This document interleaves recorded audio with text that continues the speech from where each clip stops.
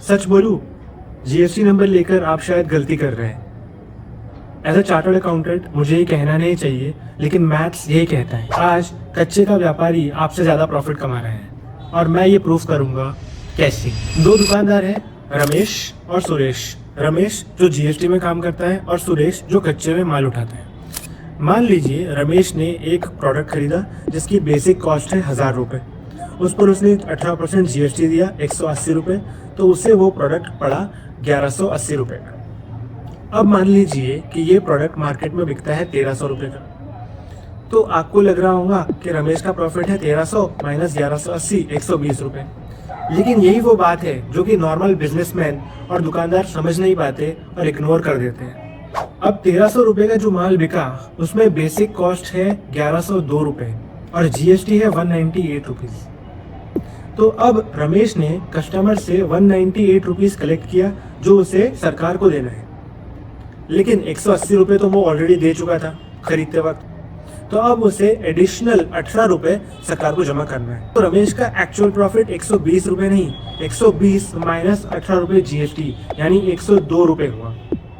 अब हम बात करते हैं सुरेश की, जो कच्चे में माल उठाता है। मान लीजिए उसने सेम प्रोडक्ट 1000 रुपये का खरीदा और उस पर 18% जीएसटी लगेगा 180 रुपये, यानी उसे भी ये प्रोडक्ट 1180 रुपये का ही पड़ेगा। बहुत लोगों को ये गलतफहमी होती है कि अगर हम कच्चे में माल उठाते हैं तो कंपनी हमें जीएसटी चार्ज नहीं करेगी, लेकिन ये गलतफहमी है लोगों की। आप चाहे जीएसटी में माल लो या कच्चे में माल लो, कंपनी तो आपसे जीएसटी लगाकर ही माल बेचेंगे। अगर आपको माल बिना जीएसटी लगे मिल रहा है तो इसकी बात हम फिर कभी करेंगे। तो फिलहाल सुरेश ने खरीदा माल 1180 रुपये का। अब यही सेम माल मार्केट में बिकता है 1300 रुपये का। तो अब सुरेश का प्रॉफिट हुआ 120 रुपये, क्योंकि उसे सरकार को कोई जीएसटी जमा कराने की जरूरत नहीं। तो फिर सवाल उठता है, क्या बिना जीएसटी बिजनेस करने में फायदा है? तो जवाब है हाँ, बिल्कुल है।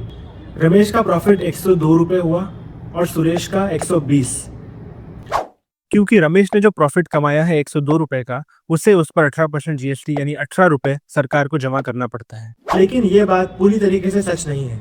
बिना जीएसटी के आप सिर्फ 40 लाख तक के टर्नओवर तक ही काम कर सकते हैं। उसके ऊपर अगर आपका टर्नओवर गया तो आपको जीएसटी लेना कंपलसरी है।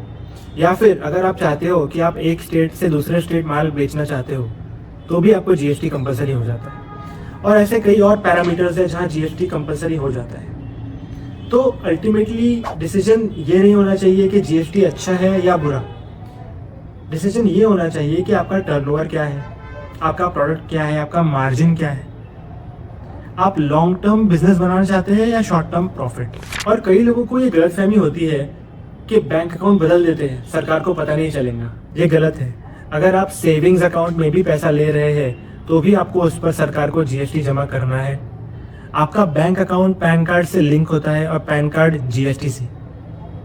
तो अगर आपको लग रहा है कि आज आप बच चुके हो तो आगे जाके कभी भी आप डिपार्टमेंट के रेडार पे आ सकते हो। तो अब सिचुएशन ये है कि कच्चे में तो हम सिर्फ कुछ हद तक ही काम कर सकते हैं, और अगर पक्के में काम करते हैं तो हमें भारी भरकम 18% जीएसटी देना पड़ेगा। तो क्या छोटा बिजनेसमैन काम करना छोड़ दे? जवाब है नहीं। सरकार ने एक तीसरा ऑप्शन भी उन्हें दिया है, जिसे कहते हैं जीएसटी कॉम्पोजिशन स्कीम। इस स्कीम में आपको सरकार को 18% टैक्स नहीं, सिर्फ 1% आपके टर्नओवर का देना है। लेकिन रुकिए, ये स्कीम हर किसी के लिए नहीं है। मैंने कई बिजनेसमैन को देखा है जो बिना सोचे समझे कॉम्पोजिशन स्कीम ऑप्ट कर लेते हैं और बाद में पछताते हैं। जीएसटी कॉम्पोजिशन स्कीम किसके लिए है, किस टर्नओवर तक एप्लीकेबल है और किस रेट पे हमें टैक्स भरना है, इस बारे में हम डिटेल में बात करेंगे हमारे नेक्स्ट वीडियो में। तब तक के लिए share this video and subscribe कर लीजिए ताकि वो वीडियो मिस ना हो।